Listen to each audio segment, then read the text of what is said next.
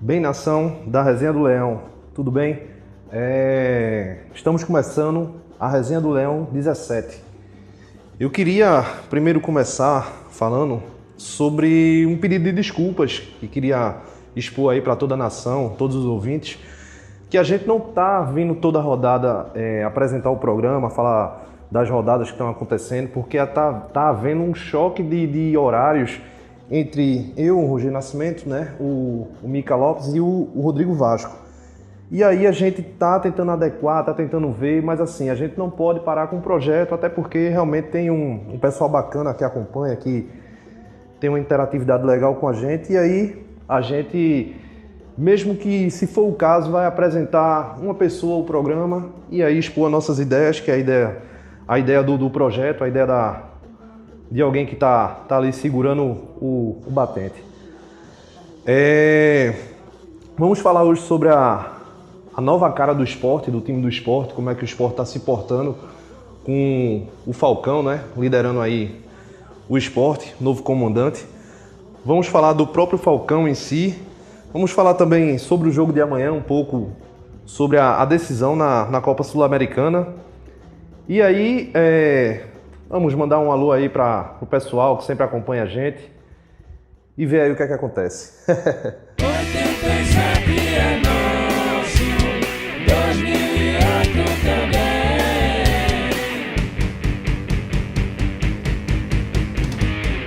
Resenha do Leão. Como sabemos, o esporte hoje já está com um novo técnico, tá trabalhando de uma forma diferente, está começando a ganhar uma cara nova com o Falcão. Ainda é muito prematuro qualquer tipo de julgamento, até porque meu pensamento é que mesmo até o final do Brasileirão a gente não pode também julgar o trabalho do Falcão como um trabalho bom ou um trabalho ruim. Eu quero ver o Falcão pegando aí a pré-temporada para começar o ano de 2016. Mas assim, falando de hoje, em termos de motivação, em termos de chances para jogadores novos aí que não estavam entrando, isso aí, a chegada de um novo técnico sempre é bom.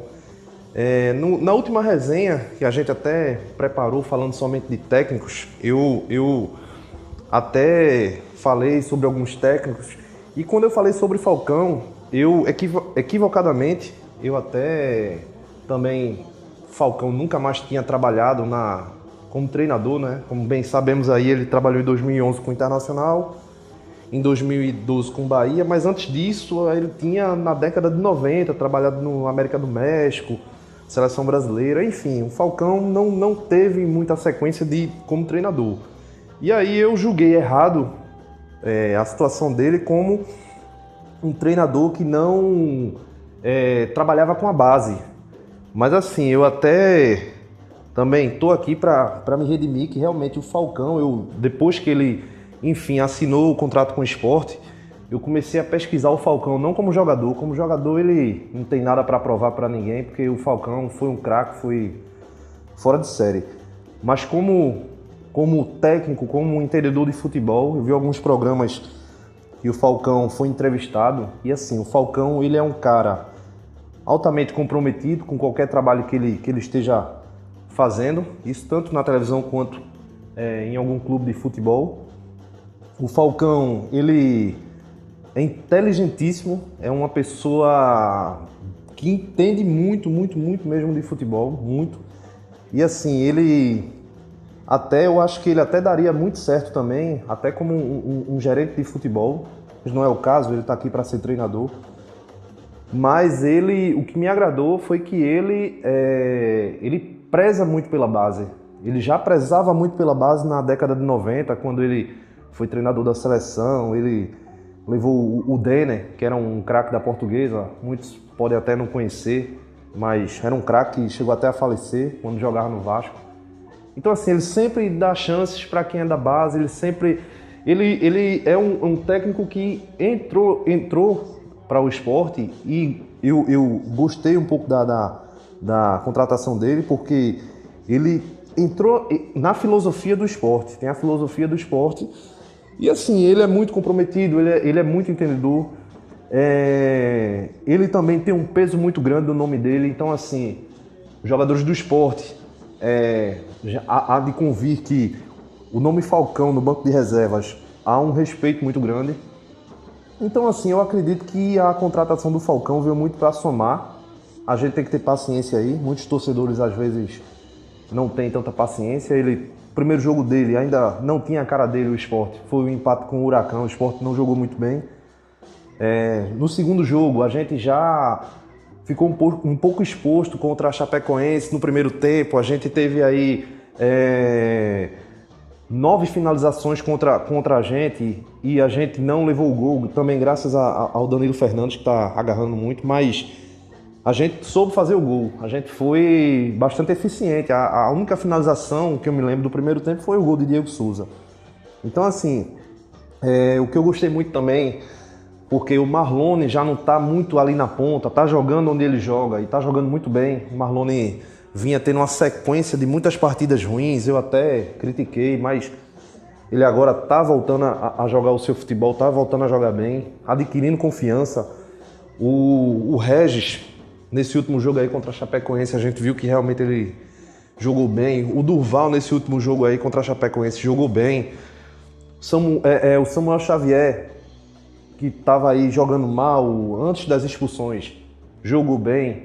Então, assim, no segundo tempo, o próprio elenco do Sport veio a jogar bem, veio a tentar buscar o gol. E aí, tentando, conseguiu ainda fazer 2 gols. Ainda podia ter feito mais um com o Elber, poderia ter feito outros com o André, que o André terminou não fazendo.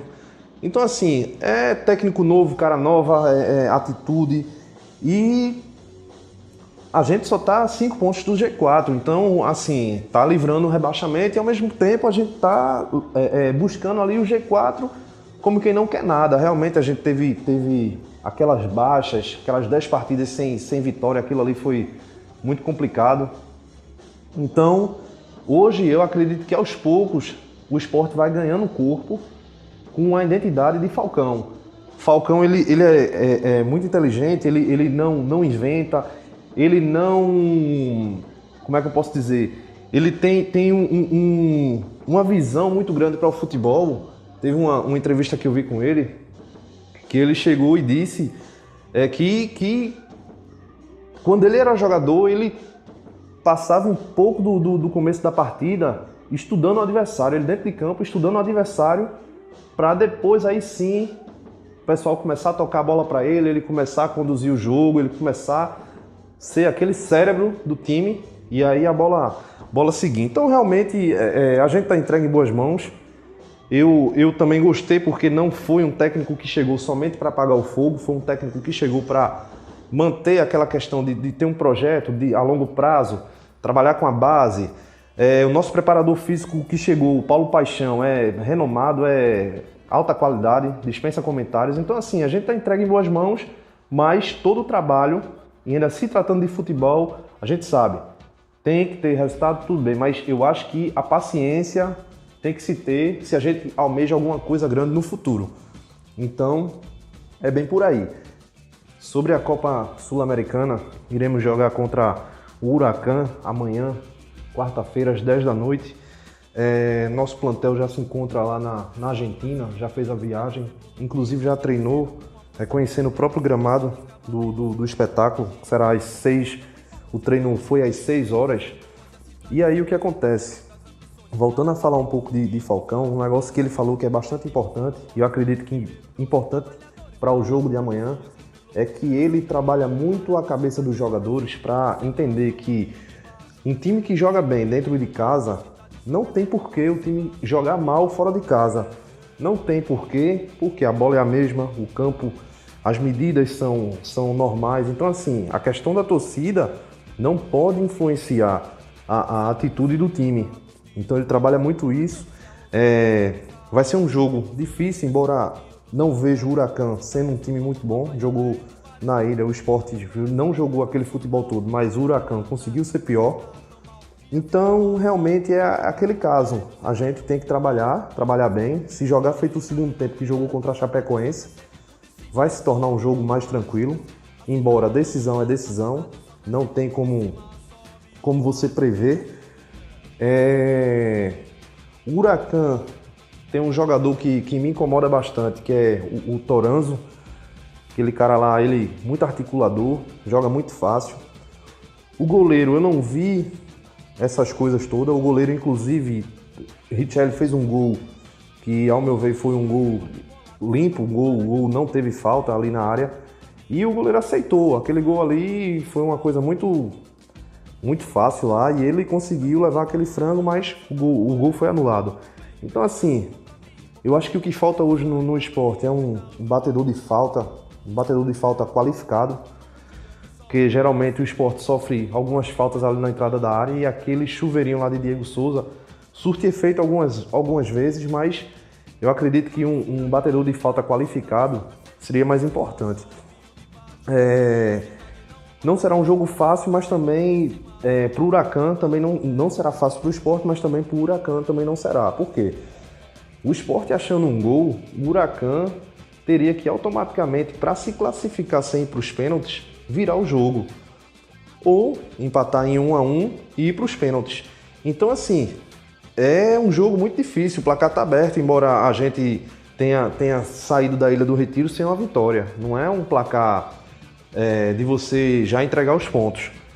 Eu acredito muito no esporte. O esporte hoje está com uma motivação muito grande. O Marlone voltou a jogar bem. O Diego Souza tem aqueles passes dele que é importante.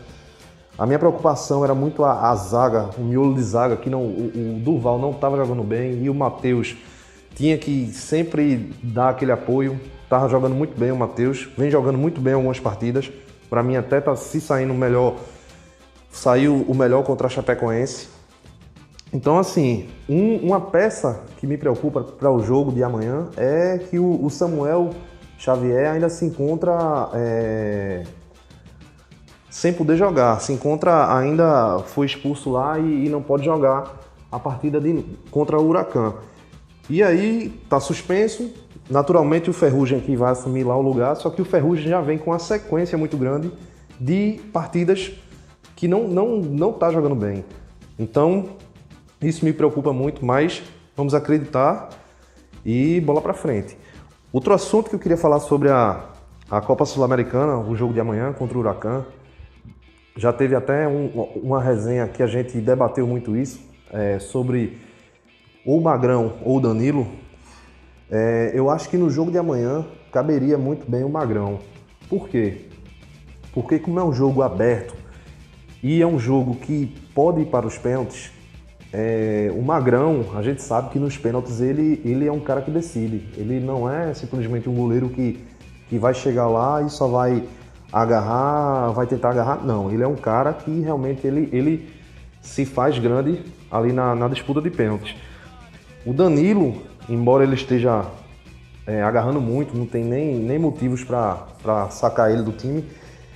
Eu sei que nos treinamentos aí ele pega pênalti, pega bem. Mas assim, eu acho que o Magrão se faz maior numa decisão como essa. E assim, eu optaria pelo Magrão. Falando ainda sobre a Copa Sul-Americana, contando com o jogo de amanhã contra o Huracan, são somente 7 jogos para o esporte tentar um título internacional, o maior título da história do esporte. Ou seja, é importante que o esporte encare essa Copa Sul-Americana, até por questões de salvar o ano com um sucesso, ter um título na história, um título de grande importância. E assim, são 7 jogos e o esporte não vai encontrar com River Plate no meio do caminho, não vai encontrar com Libertad, com LDU, com Chapecoense, Tolima, Esportivo Luquenho, Atlético Paranaense, nem Brasília. Esses estão no outro lado. A gente só encontra com esses times se a gente chegar na final. A gente está jogando contra o Huracan, mas se a gente passar, a gente vai pegar quem passar entre Lanús e Defensor. E se a gente passar, a gente vai pegar aquele pessoal lá, Emelec, Santa Fé, Independiente ou Olímpia.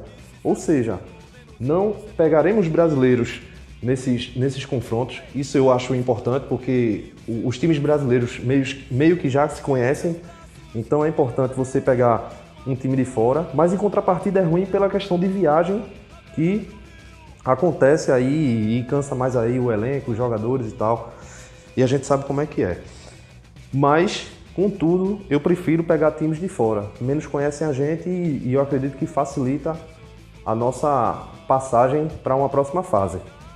Bem, pessoal, a Resenha do Leão 17 está chegando aí no final, um pouquinho mais curta, mais compacta, para o pessoal nerd mais zipada. E aí, como de praxe, a gente encerra o programa mandando um abraço aí para o pessoal.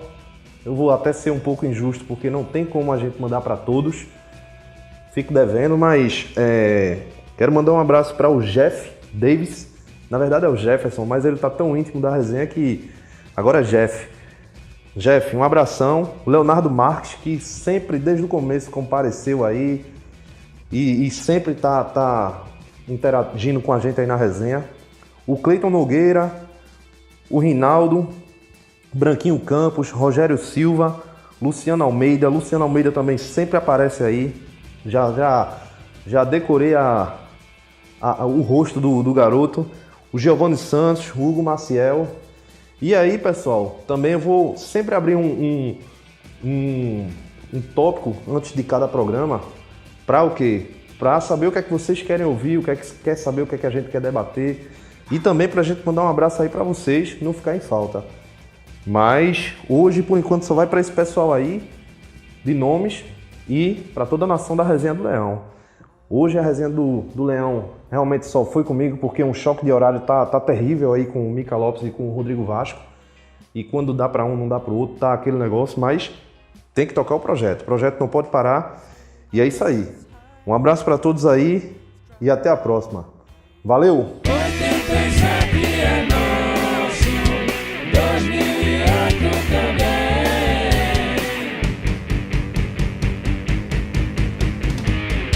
Resenha do Leão.